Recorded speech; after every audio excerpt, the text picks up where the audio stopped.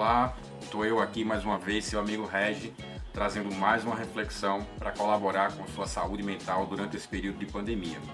Esse é o quarto vídeo da sequência relacionado ao tema do perdão, certo? Intitulado como O Perdão é um Ato de Inteligência. A sequência é intitulada como O Perdão é um Ato de Inteligência. E nesse de hoje é sobre o aspecto da reconciliação, que é uma outra decisão que você precisa pensar muito bem. Vamos lá, vou começar com uma rápida revisão, tá? Porque a gente viu que é um conceito bem complexo e que requer uma série de entendimentos para que você saiba perdoar. Porque as pessoas que não sabem perdoar sofrem bastante. Sofrem porque ficam presas a ressentimentos, sofrem porque ficam tentando forçar seus sentimentos a sentir coisas que sua natureza simplesmente não permite, ou sofrem porque se expõem demais a seus agressores por falta de entendimento sobre o que é o perdão. Então a gente já viu que o perdão não é esquecimento. Você não deve esquecer aquilo que te fizeram de mal.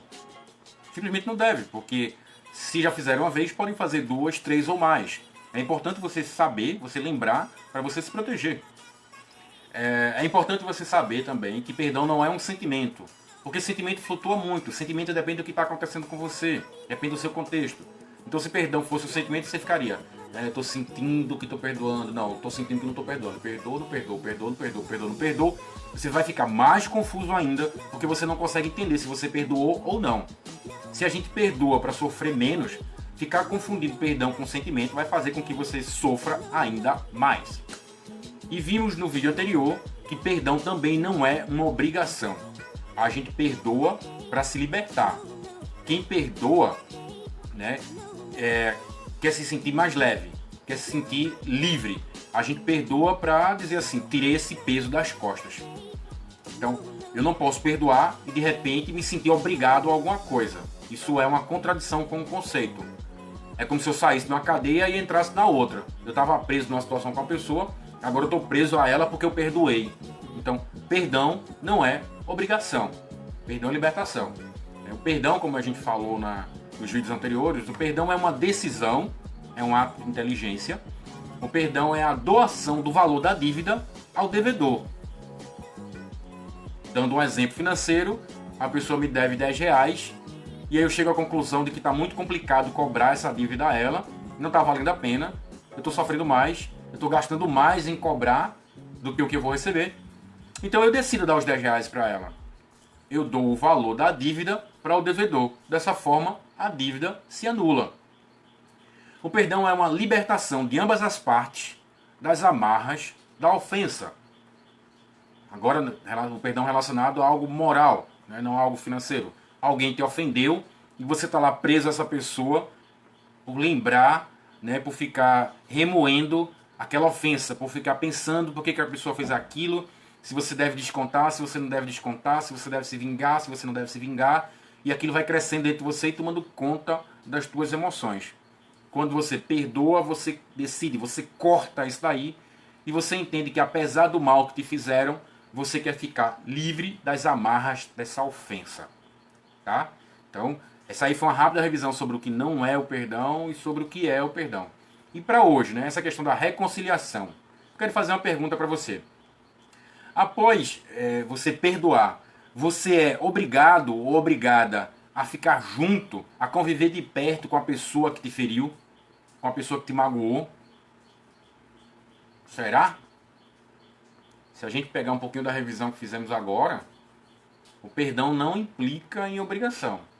Então o fato de eu perdoar alguém não me obriga a ficar perto dela depois. O fato de eu ter liberado uma dívida, simplesmente não faz sentido pensar que agora eu vou me expor novamente, obrigatoriamente, a outra dívida. Aquela foi sanada, foi perdoada. Mas o devedor, o agressor, ele pode fazer de novo. Então, eu tenho que tomar cuidado com isso. Eu aprendi com a experiência anterior. Como diz lá o ditado, não sei muito bem porque criaram esse ditado, mas gato escaldado tem medo de água fria. Se você já apanhou na primeira, fique atento, fique atenta para não levar na segunda. Se a primeira foi de surpresa, essa segunda já não vai ser tanto. Então tem algo errado aí com você. Por que você está se expondo gratuitamente a ser agredido ou agredida, a ser roubado. Né? Então vamos lá. A distância que você vai ter depois do perdão em relação à pessoa que te magoou vai depender de alguns critérios. Eu coloquei alguns para ficar bem simples aqui. A primeira coisa, depende da sua livre vontade. O fato de você perdoar não te obriga a se reconciliar, a ficar junto. Perdoar é decidir liberar a dívida. Não é decidir continuar um relacionamento. Não é decidir se expor novamente.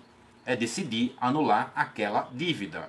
Então, se você vai continuar perto ou não, isso depende, primeiro, acima de tudo, da sua livre vontade. Um ponto que eu acho interessante também que você reflita é o seguinte: reconciliar-se, ficar perto da pessoa que te machucou, depende também da sua segurança. Como eu já disse agora há pouco, se essa pessoa fez uma vez, ela pode fazer de novo. Ela já demonstrou ter a capacidade de fazer, então ela pode fazer de novo.